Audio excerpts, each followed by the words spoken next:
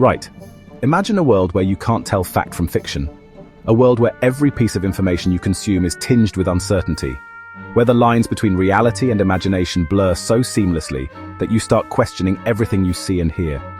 Where the telly subtly messes with your head, changing how you see things that might happen in the future.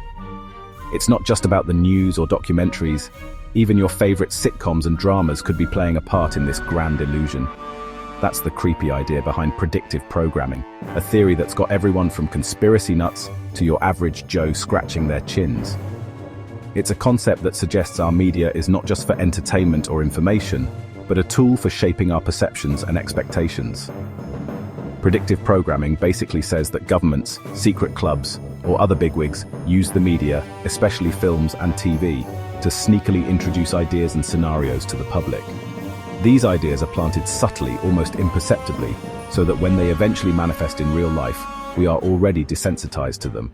Why? To make us less shocked by crazy events, so we just shrug and say, "Oh yeah, saw that one coming," when they actually happen.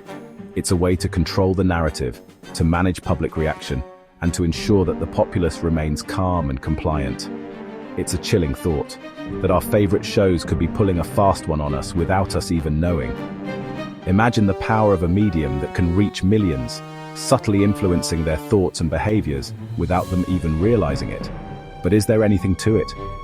Is this just another wild conspiracy theory, or is there some truth lurking beneath the surface? Well, the origins of this theory are a bit murky, often found in the shadowy corners of early conspiracy theories. These theories have been around for decades, evolving and adapting with the times, always finding new ways to explain the inexplicable. These theories often see the media as a tool for mind control, a way for the powerful to pull the wool over our eyes. They suggest that the media is not just a passive reflector of reality, but an active shaper of it, molding our perceptions and beliefs to suit the agendas of those in power. While it might sound a bit out there, it does make you think when you consider how our minds work. Our brains are incredibly complex, yet surprisingly easy to influence. We are constantly bombarded with information, and our brains have to filter and make sense of it all. Could we be more easily influenced than we realize? Are our thoughts and beliefs really our own, or are they shaped by the media we consume? And could the media, with its massive reach, be taking advantage of this? With the ability to reach millions of people simultaneously, the media has an unparalleled power to shape public opinion and influence behavior. The answers, as we'll see, are a bit more complicated than that.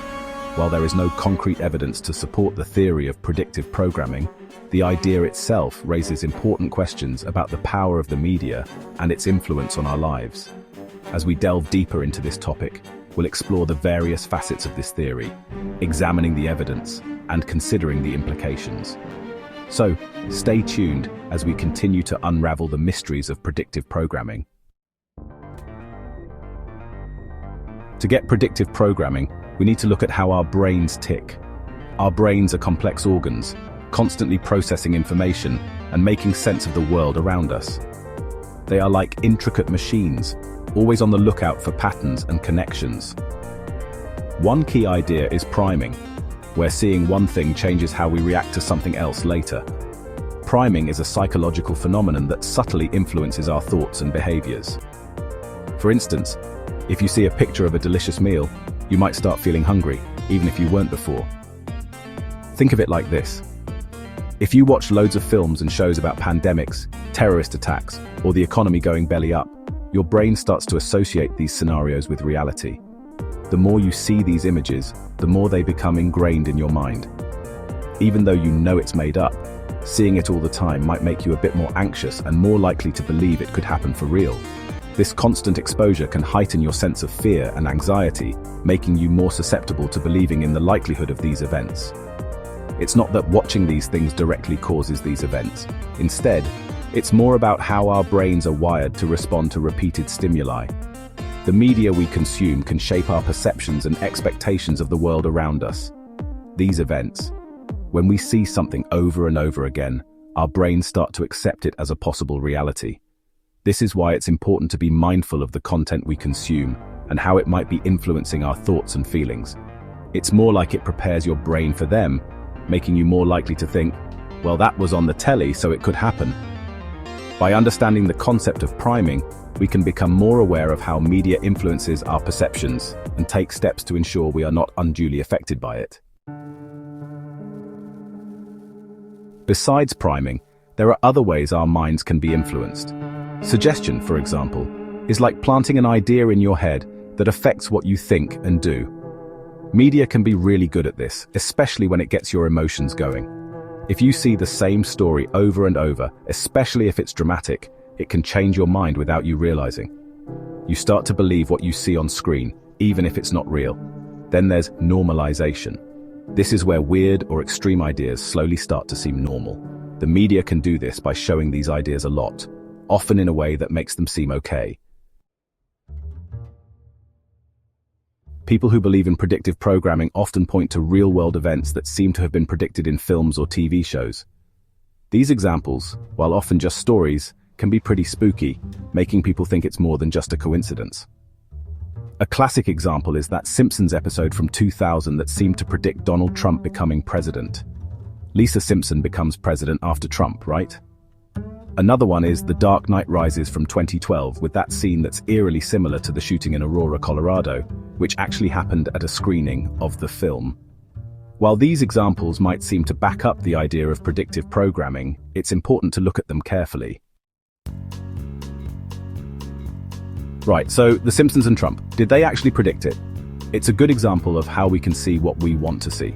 Yes, the episode mentions Trump as a past president, but the writer, Dan Greeny, said it was a joke about how bad American politics was at the time. The idea was that things were so messed up, even Trump could become president. Also, saying The Simpsons predicted this ignores all the other times they made predictions that happen. The show's been on for ages, so it's bound to get lucky sometimes. Next, The Dark Knight Rises and the Aurora shooting. People say the scene where a gunman shoots up a cinema is just like what happened in real life. But sadly, mass shootings aren't that unusual, especially in America. Saying the filmmakers predicted or even caused the Aurora shooting is not only disrespectful, but also ignores the bigger problems that lead to gun violence. Loads of films and TV shows have similar scenes, and nothing like Aurora happens. It's a coincidence, not a prediction.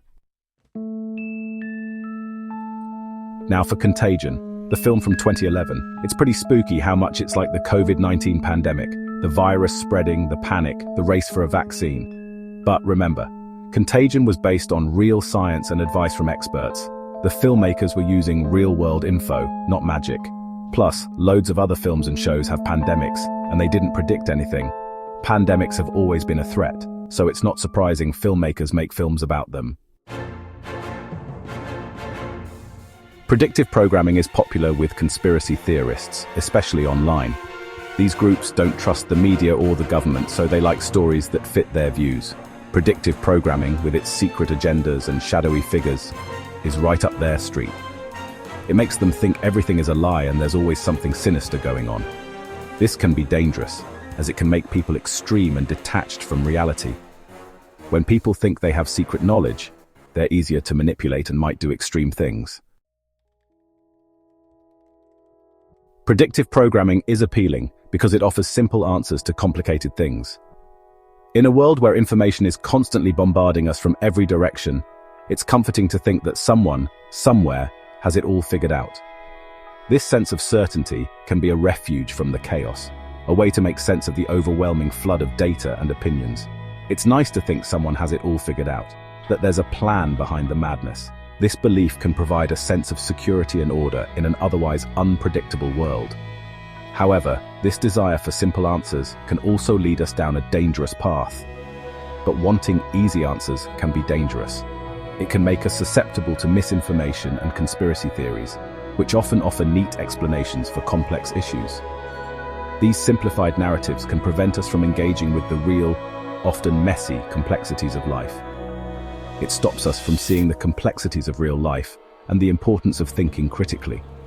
Critical thinking requires us to question our assumptions, to look beyond the surface, and to consider multiple perspectives. It's a skill that is more important than ever in today's information-saturated world. These days, with so much information flying around, it's more important than ever to be skeptical, especially if something just confirms what we already think. Confirmation bias can lead us to accept information that aligns with our pre-existing beliefs without questioning its validity. We need to be good at spotting fake news, question what we believe, and verify the sources of our information. Fact-checking and cross-referencing multiple sources can help us discern the truth from the noise, and talk to each other respectfully. Engaging in open, respectful dialogue with others, especially those with different viewpoints, can broaden our understanding and help us navigate the labyrinth of information more effectively. The truth is out there, but finding it takes a sharp eye, a critical mind, and a good dose of skepticism. By honing these skills, we can better navigate the complex landscape of modern information and make more informed decisions in our daily lives.